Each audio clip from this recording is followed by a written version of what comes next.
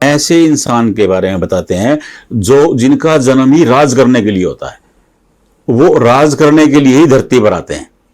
देखिए, उसके लिए अलग अलग तरह के 9 अलग अलग चिन्ह होते हैं। मैं आपको आज एक के विवरण के बारे में बता देता हूं, आप ध्यान से समझ लीजिएगा।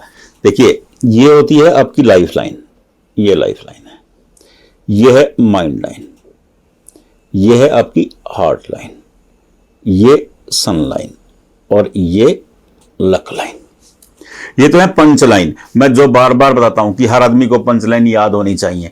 पंच लाइन को याद कर लेना मतलब हस्तरेखा शास्त्र का पहला चैप्टर याद कर लेना। बिल्कुल सिंपल सरल बात है। अब ऐसे लोगों की पहचान जो राज करने के लिए ही धरती पर आते हैं। देखिए, अगर आपकी हथेली में कोई रेखा चंद्रमा, ये चंद्रमा है और यह है बृहस्पति, चंद्रमा से निकल करके बृहस्पति पर चली जाए ऐसे। देखिए, अगर ये आपकी रेखा लाइफ लाइन को टच करेगी तो वो प्रभाव कम हो जाता है। इंडिपेंडेंट ऐसी अगर एक रेखा चली जाए चंद्रमा से बृहस्पति पर, देखिए ज्योतिष में इसका शानदार उल्लेख है। वो कहते हैं कि जब चंद्रमा और बृहस्पति मिलते हैं तो गज केसरी योग हो जाता है। देखिए, गज का मतलब होता है हाथी, केसरी का मतलब होता है विजेता। ऐसा व्यक्ति जो हाथी पर भी विजय पाले वो होता है गज केसरी। हाथी से लड़ाई नहीं करनी है। हाथी दुनिया का सबसे बड़ा पशु है, सबसे शक्तिशाली पशु है, इसलिए हाथी को उदाहरण के तौर पर रखा गया है।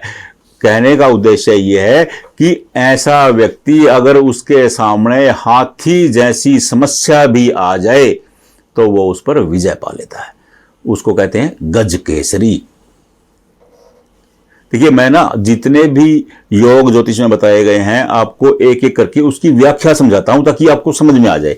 गज केसरी वैसे सामान्य आदमी को नहीं समझ में आता, बुद्धादित्य सामान्य आदमी को समझ में नहीं आता है, अंगारक सामान्य आदमी को समझ में नहीं आता कि क्या मतलब है।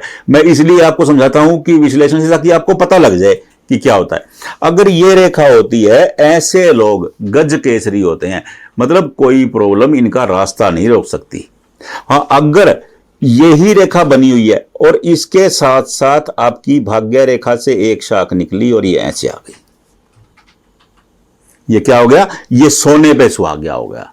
अब भाग्य क्या जुड़ गया? बृहस्पति के साथ। बृहस्पति क्या है? बृहस्पति है ज्ञान, टेक्नोलॉजी, शासन, धर्म। अब ये शासन, अब आया शासन। देखिए, शासन, शासन मतलब सत्ता। अब ये शासन से जुड़ गया, ऐसे लोग बनते हैं राजनेता। एक होता है नेता जो खुद बनता है, एक होता है राजनेता जिसे जनता बनाती है, जिसे पब्लिक बनाती है। दो अलग अलग व्याख्याएं हैं। नेता, नेता इंसान खुद बन जाता है। अनेक नेता देखे होंगे आपने, वो बहुबल के कारण नेता बन जाते हैं। और एक होता है राजनेता जिसे जनता चुनती है, जनता के दिलों में बसा होता है। तो ये राजनेता बनने का योग हो गया। ऐसे लोग राजनेता बन जाते हैं। अगर यही रेखा आपके बृहस्पति के साथ साथ एक शाख निकाल करके सूर्य पर चली जाती है, यहां से एक शाख निकली और ये आपकी सूर्य रेखा से मिल गई, तो ये लोग राज करने के लिए ही धरती पर आते हैं। देखिए, सूर्य क्या है?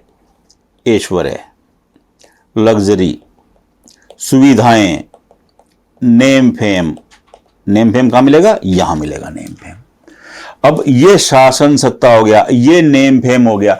अब दोनों मिलेंगे तो ये लोग धरती पर राज करने ही आएंगे।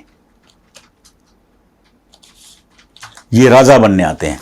ऐसे लोगों की जो तकदीर होती है वो जनता के सहयोग से शानदार ऐश्वर्य प्राप्त कर लेते हैं, जनता के सहयोग से राज करते हैं। ऐसे लोग सत्ताधारी हो जाते हैं, ऐसे लोग नेता हो जाते हैं, जिसे नेता कहते हैं, जन नेता हो जाते हैं। तो ये रेखाएं हैं। केवल मैंने आपको 3 रेखाएं बताई हैं। देखिए, 1, 2 और 3, केवल 3 रेखाएं हैं। तीनों में से अगर एक भी रेखा आपकी हथेली में बनी हुई है तो विधायक तो आप बन ही जाओगे, ये तय है। आप एमएलए तो हो ही जाओगे। मैं ये बना रहा हूं कि जो उच्च लेवल के नेता हो जाते हैं, ये तीनों अगर 3 चिन्ह है तो ये उच्च दर्जे के नेता हो जाते हैं,